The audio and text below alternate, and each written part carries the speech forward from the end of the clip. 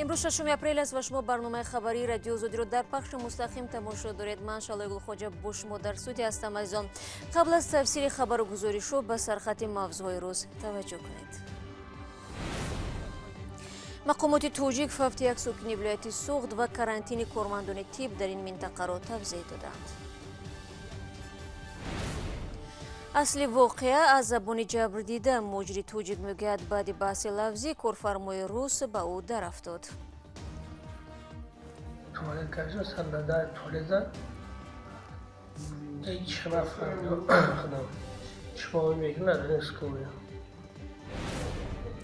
نقاب نه تنها محافظتی بلکه یک عنصر زیبایی نیز بوده میتواند و یا چگونه طراحی توجیک نقاب‌های اطلس و اطرس را پیشنهاد میکند. امی ایده با لباس آمیخته کرده یک اکسسوار نو پیدا کرده و نقاب دیزاینری طراحی برکنند. مقامات وزارت تندرستی توجیکستان به خبر رادیو زودی درباره فوت یک مرد 60 ساله در نویه جبور رسولوف روشنی انداختند. مسئولین مرگ این مرد را تصدیق کردند و گفتند که او نه از کرونا ویروس بلکه از بیماری التیوبی شش فوتیده است. این اظهارات در حال صدا داد که رادیو زودی از تحت کرانتین گرفته شدن 11 کارمند بیمارخانه این نویه نیز مطلب نشر کرد. به قول وزارت تندرستی تا امروز در تشخیص هیچ یکی از تحت کرانتین قرار داشته ها علامت‌های کرونا ویروس آشکار نشده است. علیشیر ظریفی و امرالدین اولیموف با جزئیات بیشتر. میرحمودین کمالزاده معاون وزیر تندرستی و حفظ اجتماعی تاجیکستان میگوید تشخیص کرونا ویروس در نسبت مرد 60 ساله در آزمایشگاه کرونا ویروسی در شهر دوشنبه انجام شده است. معاون وزیر گفت تشخیص بعد از آن انجام شد که این مرد با داشتن تب بلند و سلفه به بیمارخانه ناحیه جبور رسولوف مراجعت کرده است. بانک وزارت تندرستی مرگ این ساکن ناحیه جبور رسولوف را از کرونا ویروس رد میکنند، اما همزمان تصدیق میکنند که طبیبان بیمارخانه ناحیه را که این مرد زیر معاینه آنها قرار داشت به کرانتین فرستادند. خبری در گذشت یک مرد در ناحیه جبور رسولوف و کرانتین کردن طبیبان بیمارخانه سر و صداهای را در شبکه‌های اجتماعی و میان ساکنان به میان آورد. برخی مقامات را به پنهانکاری متهم کردند، از جمله اینکه تا کجا در منطقه‌های تاجیکستان تست کرونا ویروس دسترس شده است که مقامات مرد فوتیده در جبور رسولوف را از تشخیص گذرانیدند. معاون وزیر تندرستی تاجیکستان میگوید عین حال غیر از دوشنبه در دیگر منطقه‌های کشور امکان انجام تشخیص کرونا ویروس وجود ندارد و نمونه‌های آزمایش از افراد گمانبر گرفته شده به پایتخت انتقال می‌یابند. به گفته او 8 ویروسولوگ در دوشنبه به تشخیص تست‌های کرونا ویروس مشغولند. معاون وزیر تندرستی تاکید نمود تا امروز نزدیک 3,500 نفر را که در کرانتین بودند از تشخیص کرونا ویروس گذرانیدند که در هیچ کدام از آنها سیرایت چنین ویروس تصدیق نشده است. او میگوید تا حال 27,000 تست به تاجیکستان وارد شده است. با اطلاع وزارت تندرستی کشور تا امروز 6,151 نفر که از خارج به تاجیکستان وارد شدند به کرانتین فرا گرفتند و از این شمار 4,046 نفرشان را به خانه رخصت کردند و گفته می شود حالا بیشتر از 2,000 نفرشان در کرانتین قرار دارند.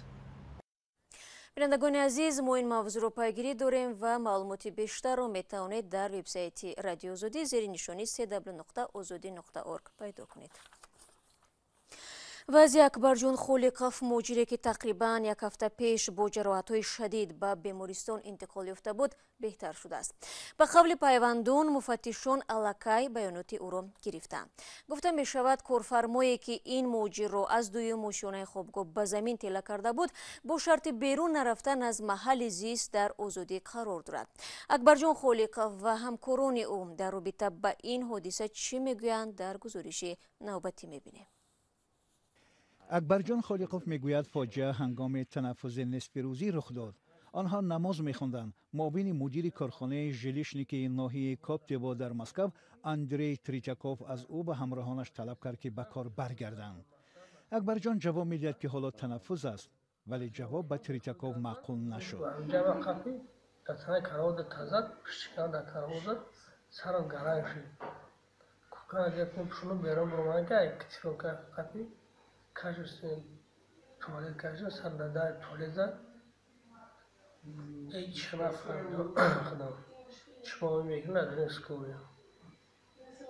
نقل خالقوف را همکارش طاهر لایقوف که شاهد بی‌واسطه این حمله بوده است تصدیق می‌کند. начали гумадак ваас тарас кард мақсад чӣ гуфт ақурат кард барси гуфт ки чӣ намоз хундасем вақт мумкин несай мақсад намоз бихунем бо як одами дигам мақсад намоз хундасад гуфт чӯ ва ё намоз хундасай шумо не мақсад хезе ақурат кард дашном кард мақсад барси ма гуфтам мумкин несай бихунем не гуфт бурен гуфт ва бача ки мақсад ози ҳам бемор аст дар балниса вай дар ауҷа дар таблетка шитагӣ буд короче гирифай ҳамиҷаш гуфт ту чӣ шитагӣ бихе гуфт кашиди старш дар койка зад бо хеле шид ки як остинаш дар курка буд як остини дигаш оли нопӯшида буд. баъдан ба нақли тоҳир лоиқов тричаков аз паси акбарҷон ба ҳоҷатхона рафт. дар он ҷо ин муҳоҷир пояфзолашро барои хушк шудан рӯи батарея гузошта буд. тричаков аз ҳоҷатхона танҳо баромад ва ба дарбон гуфт ки ёрии таҷҷилиро даъват кунад. آنها دو کس در آمدند و تریتیاکوف تنها برآمد و گریخت. ما از پسش دویدیم. دربان گفت که یک نفر از آشیانه دوم افتیده است. ما به بیرون برآمدیم. برادرمان در روی زمین بود. سرش کفیده و همه پوری خون. ما او را برداشتیم و یاری تعجیلی را زنگ زدیم. اندری تریتیاکوفро پلیس ناحیه کوپتیوو بازداشت نمود. акбарҷон холиқов дар шӯъбаи эҳёгарӣ бистарӣ шуд. ӯро ҷарроҳӣ карданд. ҳоло вазъи ин муҳоҷир беҳтар шудааст. феълан ангезаи он ки чаро тричаков муҳоҷири тоҷикро ба замин ҳаво дод маълум нест. пайвандони аҳмадҷон барои расидагӣ ба ин қазия ба ҳомиёни ҳуқуқ муроҷиат карданд. Сейчас ждем показания самого потерпевшего. حالا ما انتظار شهادت خود جبردیده هستیم. دیروز به شعبه پلیس ناحیه کپتیو گفتند که شهادت جبردیده حل کننده خواهد بود. اگر گوید که او را طلا داده است، نسبت کارفرما از روی ماده کوشش کشتار پرونده جنایی آغاز می‌کند. خوشبختانه برای اکبرجان و متاسفانه برای تریچکوف مهاجر تاجیک زنده مانده و خاطره قوی دارد. حالا هر دو را تفتیشات و مرافعه‌های دوامدار دادگاهی در پیش است. بینندگان عزیز، تا این لحظه درباره شرح مقامات اویدی مرگ یک بیماری 61 ساله در نویه جبور رسولوف ولایت سوخت و به هوش آمدن اکبرجان خالقов مجری لاتوکوب شده توجیک در مسکو گزارش داده. بعد یک آگاهی درباره درخواست نزدیکان گنرال محبوس غفور میرزویف و موضوع دیگر صحبت میکنیم. با ما بمانید.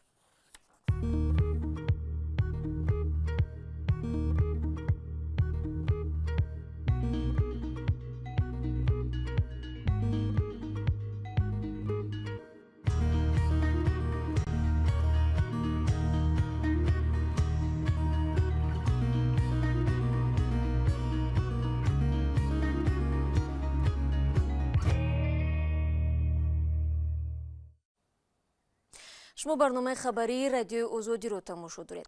مقامات توجیک با درخواست نزدیکان غفور میرزویف گنرال محکوم شده برای گرفتن وکیل دفاع خارجی پاسخ رد دادند. مقامات گفتند قانونگذاری تاجیکستان داشتن وکیل دفاع خارجی را بجز از بحث‌های اقتصادی اجازه نمی‌دهد.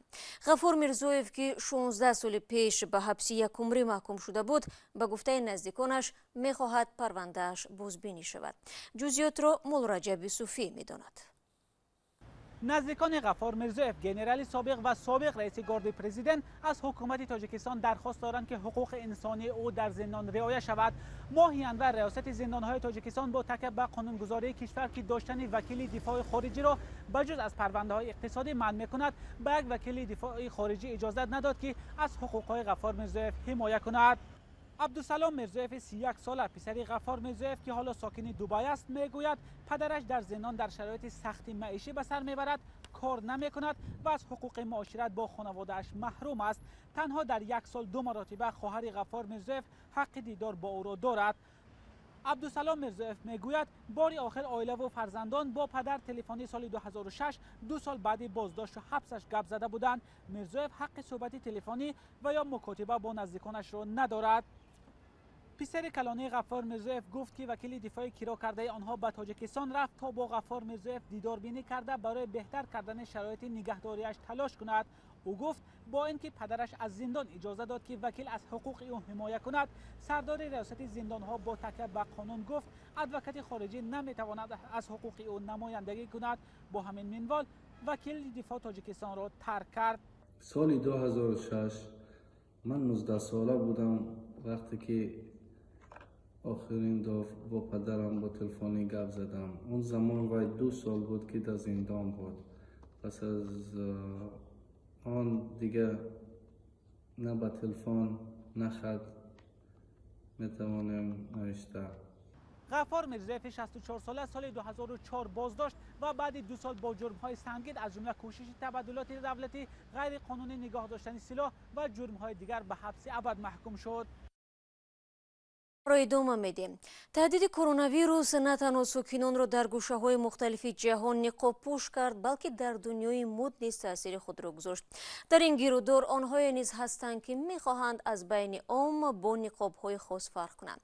вақте талабот пеш омад, тарроҳон низ даст ба кор шуданд. аз ҷумла тарроҳи тоҷик ниқобро аз атласу адрас пешниҳод кардааст. тафсилот дар гузориши Амриддин Олимов. این بهار طراح تاجیک نفیسه امرانова برای دوستداران مد همراه با طرح‌های نو لباس‌های ملی یک آرایش جدید پیشنهاد می‌کند. نقاب‌ها از ادرس و اطلس هم اکنون جزء از کورته‌های نفیسه برای مشتریانش است. زن همه وقت ناز می‌بیند خوشرو باشد، یک لباس خوشرو به بر کند و فکر کردم که چی بانه اگر ما امی ایده با لباس آمیخته کرده یک اکسسواری نو پیدا کرده و نقاب دیزاینری طراحی به بر کنند. در پس منظر خبرهای زیادی ناراحت کننده در رابطه با کرونا ویروس و نگرانی‌های مردم، این طرح خواست با مردم کم خوشحالی بخشد. تهیه نقاب‌های مدرن پیشنهاد خود جوانان هم بوده است. حالا این طرح با گروه کاریش نقاب‌ها با نقش و نگار ملی و سوزنی را آماده دارند. نقاب‌های طراحی نفیسه را که از 4 تا 7 سامانی نرخ دارند، در 2 روز اول بیشتر از 100 نفر خریدند. این نقاب‌ها در خارج کشور هم خریدار پیدا کرده است. هرچند حالا بیرون از کشور بردن آنها غیر امکان است. تولید نقاب‌های رنگارنگ ملی از سوی یک طراح تاجیک در حال است که بسیاری از شرکت‌های بانفوذ در جهان اکنون شیوه کار خود را تغییر داده به استحصال نقاب و محلول‌های پاک کننده شروع کردند. در غرب برای مثال شرکت‌هایی که عطریات استحصال می‌کردند اکنون سانیتایزر تولید می‌کنند. در روسیه برای آنهایی که در شرایط افزایش کرونا ویروس هم می‌خواهند زیبا باشند، نقاب‌های غیر عادی تولید شده است.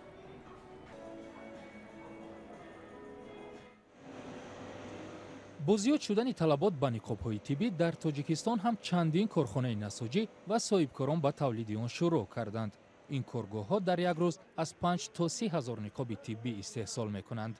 طبیبان هم پیوسته تاکید می‌کنند که نه هر متاع می‌تواند از ویروس محافظت کند. از نگاه طبی تنها متاع‌هایی که اصلا متاعی همون سون یا که مرد یا که هست، آنها از تست گذشتند. بنا به توصیه سازمان جهانی تندرستی، نقاب‌های طبی از کرونا ویروس حفظ کردن نمی‌توانند، ولی خطر سرایت را کم می‌کنند. و پرونده دلیر شریفов روزنامه‌نگار مستقل توجیک رو برای محاکمه به دادگاه نایه شامنصوری شهر دوشنبه فرستاده.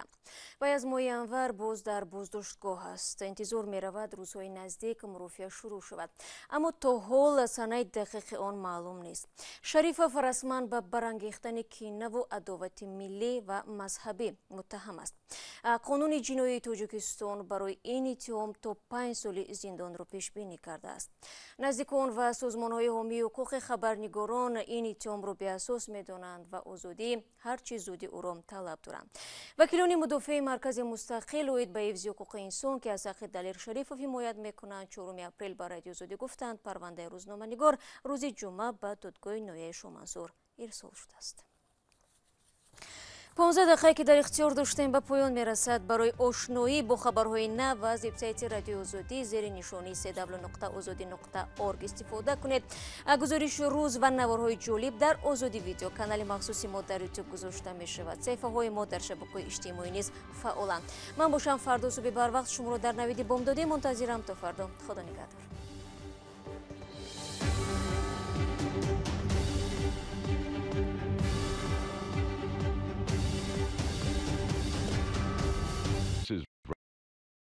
Radio Liberty, Praha.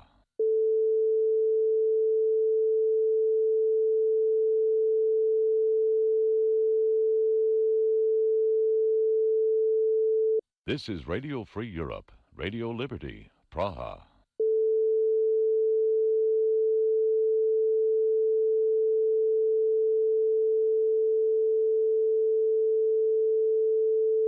This is Radio Free Europe, Radio Liberty.